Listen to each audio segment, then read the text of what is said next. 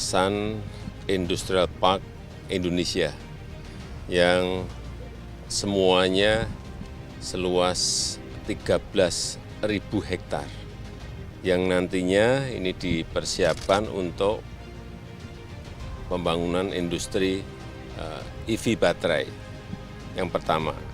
Yang kedua untuk pembangunan petrokimia, petrochemical. Dan yang ketiga untuk pembangunan industri aluminium yang semuanya kita harapkan nanti didukung oleh energi hijau, oleh renewable energy, oleh hydropower dari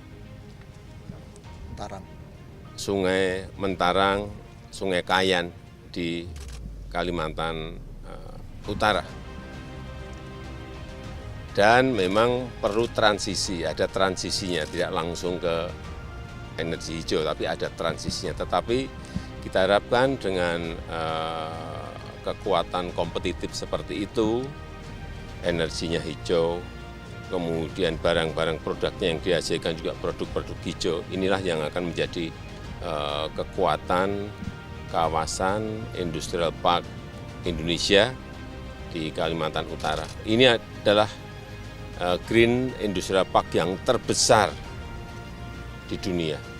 Dan inilah masa depan Indonesia. Masa depan Indonesia ada di sini. Kalau ini terrealisasi dengan baik, semuanya pasti akan berbondong-bondong ke sini. Industri apapun yang berkaitan dengan green product pasti akan menengok ke kawasan ini. Dan progres ini akan saya ikuti terus perkembangannya dari hari ke hari, dari bulan ke bulan, sehingga betul-betul tidak meleset dari schedule yang telah kita tentukan. Saya kira kalau melihat lapangan, kelihatannya saya ditanya di lapangan nggak ada masalah. Ya. Perizinan semuanya sudah komplit, sudah siap. Ya, terima kasih. Kenapa Korea Selatan, Taiwan, Jepang bisa melompat maju, dan ada negara lain di Amerika Latin, banyak negara di Amerika Latin dari tahun 50-an, tahun 60-an sudah menjadi negara berkembang, tetapi sampai sekarang juga tetap menjadi negara berkembang. Saya lihat secara detail apa sebabnya. Ternyata mereka memiliki barang, memiliki produk yang dihasilkan oleh SDM mereka yang menyebabkan negara lain itu tergantung pada dia. Jadi dengan sumber daya alam yang banyak, negara-negara di Amerika Latin tetap terus menjadi negara berkembang. Kita tidak mau seperti itu. Kita sekarang negara berkembang, tapi keinginan untuk menjadi negara maju itu harus. Dengan cara apapun, harus. Kembali ke Taiwan dan Korea Selatan. Kenapa mereka bisa melompat menjadi negara maju? Karena memiliki produk yang sangat dibutuhkan oleh negara lain, oleh perusahaan-perusahaan besar di negara lain, baik Amerika maupun Eropa.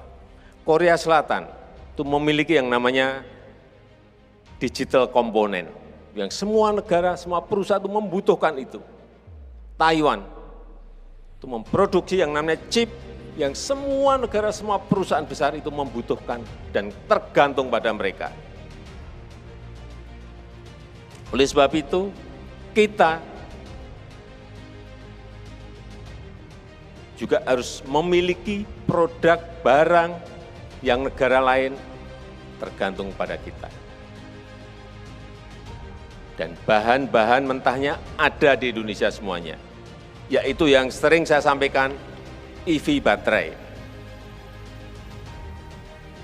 Baterai mobil listrik. Yang nantinya ekosistem ini akan menjadi ekosistem besar, menjadi produsen mobil listrik. Karena kita nikel punya, nikel kita memiliki, tembaga kita memiliki, timah kita memiliki, boksit kita memiliki, semua komponen yang dibutuhkan mobil listrik itu ada semuanya di Indonesia. Hanya yang dibutuhkan adalah mengintegrasikan bagaimana nikel yang ada di Sulawesi, tembaga yang ada di Sumbawa dan ada di Papua, timah yang ada di Bangka Belitung, boksit yang ada di Kalimantan Barat dan di Kepulauan Riau, semuanya bisa diintegrasikan menjadi barang yang namanya EV baterai, dan ekosistem yang lebih besar lagi menjadi mobil listrik yang ke depan itu semua negara akan membutuhkan. Dan apa? Nilai tambah yang kita akan dapat itu bisa berlipat-lipat. Jangan sampai kita sudah berpuluh-puluh tahun, bahkan beratus tahun sejak VOC, yang kita ekspor itu selalu bahan mentah. Saya berikan contoh, boksit.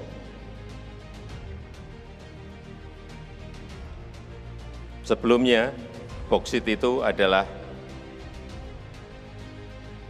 Indonesia adalah eksportir nomor 3 boksit ore. Bahan mentahnya boksit itu kita nomor 3, eksportir nomor 3. Yang kita ekspor apa? Kayak tanah dan campuran batuan udah kirim. Nomor 3 di dunia.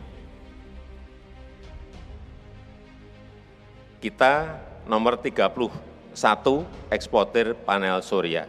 Padahal bahannya ada di sini semuanya, tapi kita eksportir nomor 31. RRT, China, itu eksportir nomor 18 boksit ore. Nomor 18. Tapi dia eksportir nomor 1 panel surya. Artinya barang kita ini banyak, 90% boksit itu kita ekspor ke RRT. Dan dia sekarang menjadi eksportir nomor 1 di dunia. Mau kita terus-teruskan? Mau kita terus-teruskan? Oleh sebab itu, setelah nikel kita stop tahun 2020, boksit kita stop nanti pertengahan tahun ini stop.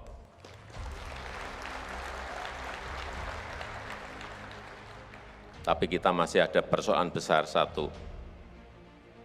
Kita nyetop nikel itu digugat di WTO, digugat oleh Uni Eropa.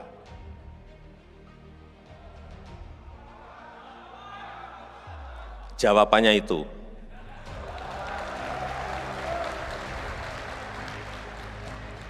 kalau kita digugat, kemudian kita mundur, kita belok kanan, nggak jadi, sampai kapanpun jangan berharap negara ini menjadi negara maju. Karena dari sinilah, industri inilah yang akan menciptakan lapangan kerja yang sangat besar sekali. Sangat besar sekali. Setelah boksit, nikel stop, boksit stop, nanti tembaga stop, timah stop. Mau tidak mau, perusahaan-perusahaan besar, negara-negara besar nanti akan investasi di sini. Indonesia ini tidak menutup diri, kita itu terbuka. Tapi jangan paksa kita untuk mengekspor bahan mentah.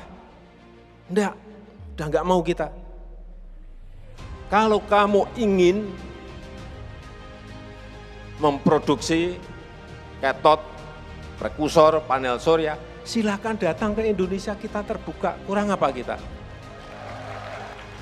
Karena dari situlah kita akan mendapatkan sebuah manfaat yang sangat besar. Kesempatan kerja yang seluas-luasnya bagi rakyat kita. Larinya ke sana. Sekarang ini contoh peluang industri kalau kita melakukan hilirisasi. Nikel menjadi EV baterai. itu bisa 67 kali nilai tambahnya. Bauksit menjadi panel surya itu bisa 194 kali. Bayangkan masa kita mau ekspor hanya dapat sekali aja. Ini bisa 194 kali hasilnya. Tembaga menjadi elektromotor itu bisa 77 kali. Timah menjadi komponen elektro PVC itu bisa 69 kali.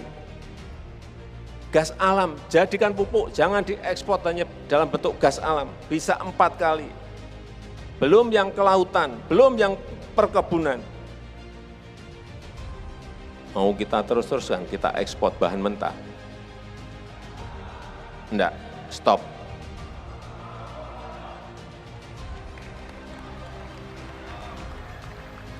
Stop. Ini nanti yang akan rakyat mendapatkan kesempatan kerja.